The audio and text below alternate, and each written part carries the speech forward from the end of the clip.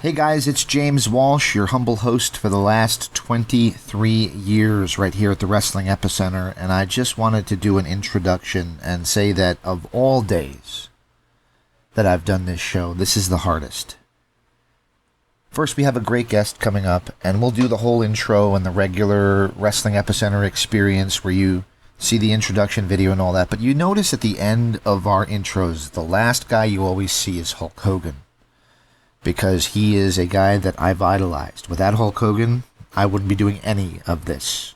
I never would have done any of this. This is because I grew up a Hulkamaniac. I saw Hulk and JYD hamming it up on an old woodbox TV in 1985 on Saturday Night's Main Event, and I didn't know what wrestling was, but I knew I wanted to know more about it. And 40 years later, literally 40 years later, I learned a lot about it, and I've done a lot with it, and it's been very good to me, and it's all because of Hulk Hogan, who we lost today, and I can't express the emotions that I feel. I will simply say this. Thank you, Hulk. Yo, maniacs, this is Hulk Hogan, the greatest of all time, and you're listening to The Blaze, 1260 AM. So what you gonna do when Hulk Hogan in Blaze of Mania runs wild on you?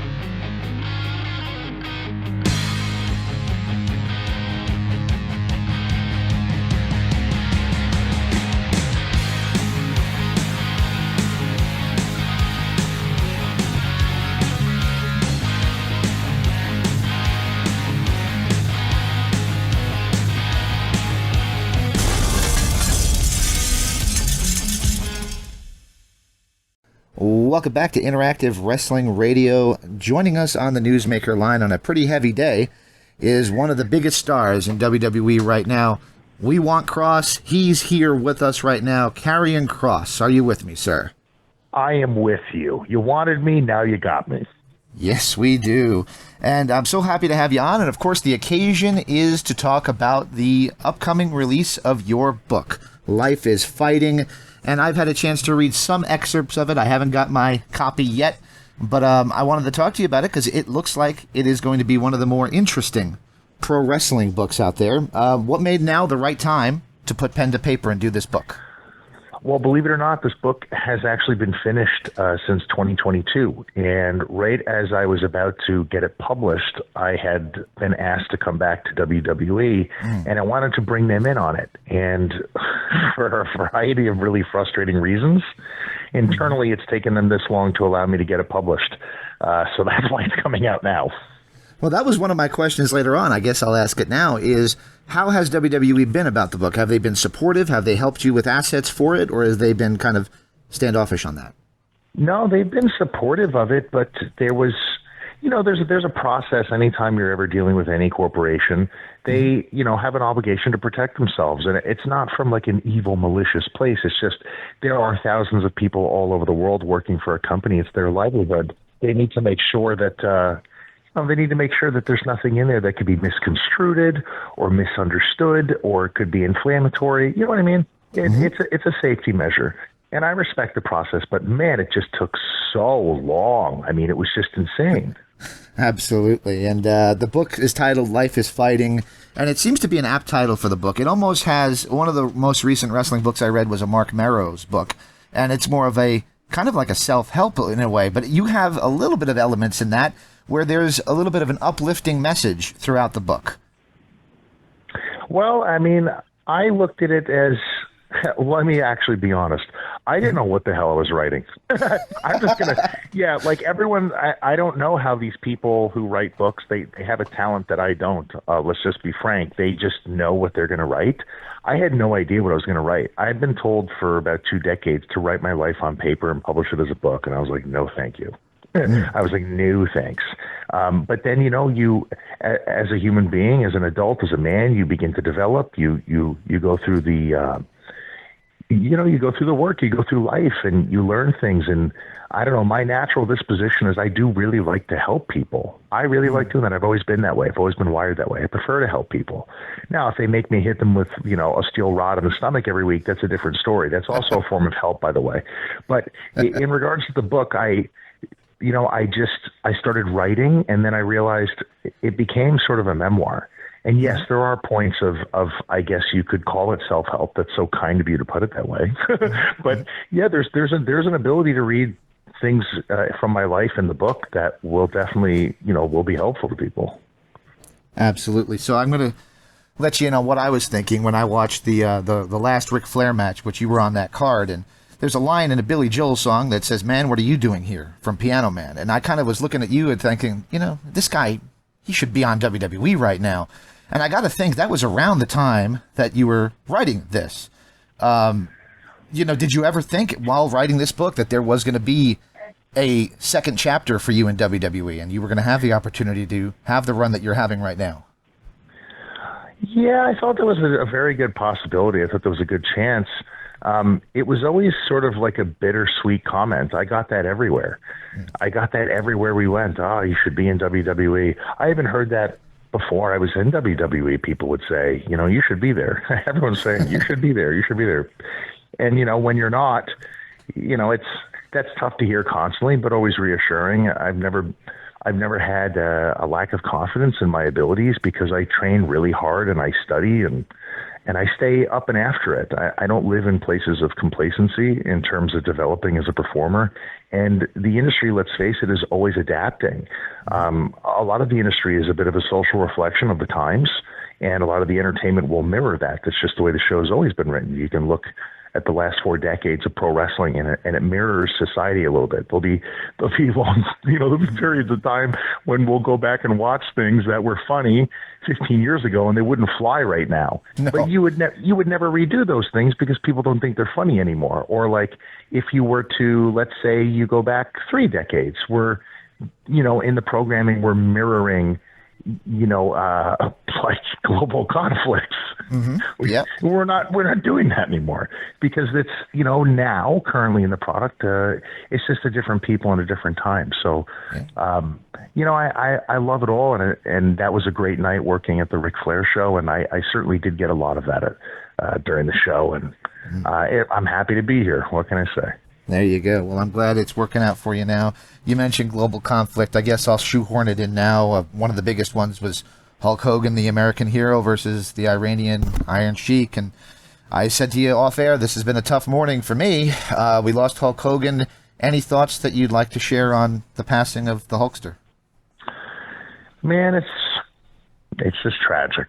No matter which way you look at it, no matter what way you look at it, there's a tragic perspective depending on what side of the fence you're on.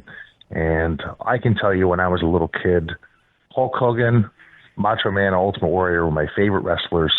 And I'm glad I at least got to live through that period where he was the immortal one, and to be able to see that character come to life on TV. I have a lot of great memories of him as a kid. Mm-hmm. We'll go back to the book in just a second. I wanted to go back to our first interview when I mentioned to you the first time I took notice of you was on Paragon Pro Wrestling, and you came to the ring, and there was a lot of guys that had the look and looked like they could be something, but you just gave a psychotic sideways tilt of your head to the camera when you came down the ring, and I kind of immediately my ears went up. I'm like, I'm going to keep an eye on this guy. This guy's got something different about him, and I mean, look at what you've become. I guess my question is, you said to me back then, the devil is in the details, and I think you're starting to see that come to be the case in WWE with the fans' reaction and the, as I put it earlier, the "we want Kross" reaction. Do you think the devil is still in the details when it comes to Karrion Kross? Absolutely. Always will be. There's a lot of different perspectives on, how people choose to engage the audience as the performer. I like to treat the audience like they're very intelligent. And so, an intelligent audience, they like callbacks and they like foreshadowing and they like the details. And I like doing that. I like to treat a lot of the things I do as a thought piece for people to kind of like open up and think about and enjoy. Very cool. And one of the themes throughout the book that comes up is your relationship with your wife, Scarlett. And I guess my question is, how did you find it to open yourself up and let the wrestling world in to know Kevin Caesar? Am I saying that right? I want to make sure I pronounce it correctly. It's Caesar with a K. Caesar, okay. To Yes. let people into the personal life of the man we see on TV by talking about your guys' personal life as openly as you do in the book. Yeah, it was definitely horrifying. It was terrible. It was absolutely terrible. But it's a necessity. It was a necessity. It's such a big part of my life. I'm not trying to be over dramatic when I say this. I really don't know what kind of a person I would be today if I had not met my wife and had the time to spend with her, to get to know her, to fall in love with her. And I really wanted to become a better person for her, because I looked at this person who was perfect for me and just thought, why don't you try to become the person you think somebody like this should wind up with? And that's kind of, that played a big role in who I am today. Beautiful. The book's forward is written by Kofi Kingston, one of the forwards anyway. That was interesting to see. I would have, if I was, guest booking it, I would have thought it'd been somebody like Disco Inferno or somebody like that. But we got Kofi Kingston, who is not necessarily somebody I would have thought would have written you forward. I just never picture you guys being best of buddies. But what was the reason that Kofi Kingston is the forward? Well, that is just a testament to how good I am at my job, brother. Yeah, I mean, I've grown to have a lot of really close friends on the roster over the last 5 years. People would have no idea. It's just, people know us as the personalities that we play on TV, so they can never see us sitting around talking or sharing philosophical views or discussing different ideologies and finding common ground, or even theology. I mean, there's people in the company that, have different religious beliefs, and, I'm very close with them. That doesn't even matter. It's neither here nor there. Kofi has become a good friend of mine. So is Xavier Woods. And they played such an instrumental part in allowing me to be the best version of myself in backstages and in the material we worked on for just the entire show. In the match, we're always exchanging ideas. We're always laughing about stuff. I got to tell you, we talk about different generations in wrestling.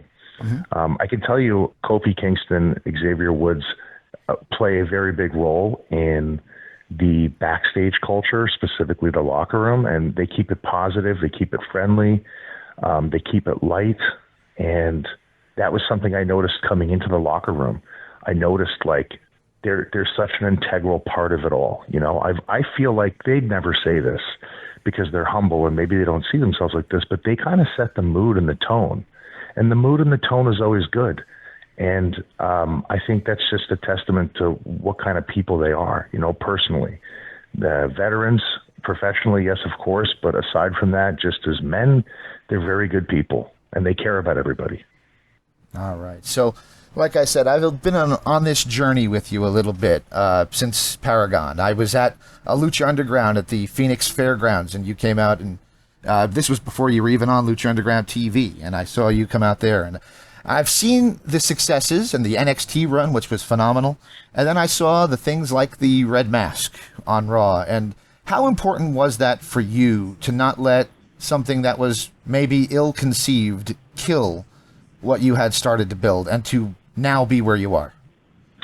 I never really thought of it as something that was going to kill anything, because it was so glaringly obvious that it wasn't my idea, because I've had a body of work independent of WWE before this where I never made a creative misstep like that. And I think I'll never be capable of making a misstep like that because I never let the fan in me die. Yes, there's a professional that I put first for the entertainment of the audience and to be a professional. And, I'm here with WWE under contract. But I also know what the crowd wants to see. And that's not coming from a pretentious place like I know what they want. It's not like that. I actually talk to the audience. When I meet fans, I ask them what they like about the show. And if they tell me that they like me or fans of mine, I ask them why. And I just think that some people, I don't know, some people don't approach things like that. And that's okay, but this is my process. And that's why I've always been able to preserve a connection with the audience before WWE and while I've been in WWE. And there's been periods of time where people have not liked my work. And to be quite frank, I haven't liked it either. And I've always tried to make a course correction. But sometimes, the reality is it's not your show and you got to do the best with what you're given. And right now, I have to say, I feel like the temperature with the crowd is very different. They clearly like what I'm doing. And I've just been leaning into that. I've been leaning into what I know works instead of waiting for somebody to tell me, hey, you can do it now. Very cool. I know it meant a lot to you to get back on a WWE PLE, which you did just a couple weeks ago. And then you got to avenge the loss by winning on Raw, defeating Sami Zayn. How has the past couple weeks been for you and getting the opportunity and finally getting back on the big shows, if you will? Oh, it's been wonderful. This is what I came here to do. This is what I've always wanted to do. I've wanted to be a consistent performer on the show, entertaining people. And so far, so good. That's what we've been doing. And I just like to, keep the consistency going and keep giving the crowd what they want. Very cool. One of the reviews that I read compares it very closely to the greatness of Mick Foley and Chris Jericho's publications for their books. I guess my thought is, what does that mean to you to hear people comparing your book in the same vein as those two classic wrestling books? I'm really humbled to hear that. And I've heard some rumblings internally through publishing and sales and stuff like that. And that's really awesome. I know that should be number one for me. But to be honest, as long as this book helps people or they at the very least find it entertaining, that's what's really actually going to be number one for me. I want people to read this and I want them to smile and laugh and have moments of self-discovery about themselves and moments perhaps of discovery about other people around them. That's what I'm really hoping for. But being compared to those guys in those books, I mean, wow, I don't even know what to say to that. That's amazing. That's awesome. That is awesome. And while you were on WWE TV, you were posting some things on social media that were, I'm going to say, more intriguing as a fan than some of the stuff you were doing on TV. One of those involved Kevin Sullivan, who we lost last year. Was there any legs to that to go any further than it did, or was that kind of just a one-off thing for social media? I'm always interested in creating things for social media. I'm just a creative person. Mm-hmm. And I think that, Monday to Monday, like that whole week, that's a long time to bridge, people who are working 9 to 5, maybe even 2 or 3 jobs, mothers and fathers. People have busy lives. I mean, some of the way they feel, let me rephrase this. The way they feel, on Monday, about what they watched, that feeling may not take them into next Monday. So I think sometimes putting something out during the week in the middle for them to enjoy, it kind of, it's sort of like a button. It's sort of like a way to prime them for the next Monday. And I just enjoy creating things, and I'm happy when people enjoy them. It wasn't anything that WWE had told me to do. And that footage that I had released, I had for a while. I'd filmed it independently with Kevin, and I just decided to drop it then.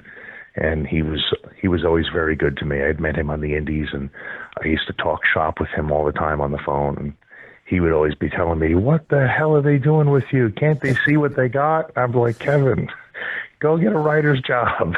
Go back to work. Help me. It's funny you should say that. The F-bomb he drops in the video had me bawling. I don't know why, but hearing him curse after so many years of seeing him on TV when you couldn't do that, just made me, it struck my funny bone. There you go. That was awesome. We had so much fun filming that. As soon as that shot was done, we all blew up laughing. All right. So one of my kids' crutches is to watch hours and hours of YouTube and subject me to watch a lot of it. The coolest thing that he found was you doing, and I'm going to ask you for something as a mark, a Jesse Ventura impression that is priceless. I'll sponge it in with a question, and then I'll ask if I could get a little clip of that. what would it mean to you if you have a match on Saturday night's main event, if you have Jesse Ventura calling your match?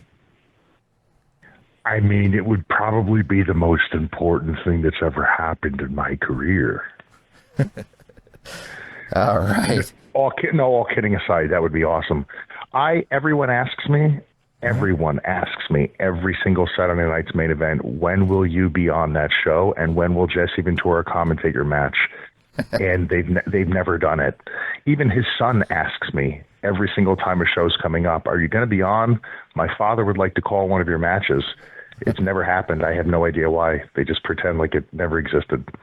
I think that would be some priceless stuff. All right, well, I'm going to let you go in just a moment, but I have one final question for you, and it's a little bit of a layup about the book, and that is, what do you hope that fans that know you, have followed you, might take away from this book that they didn't know previously?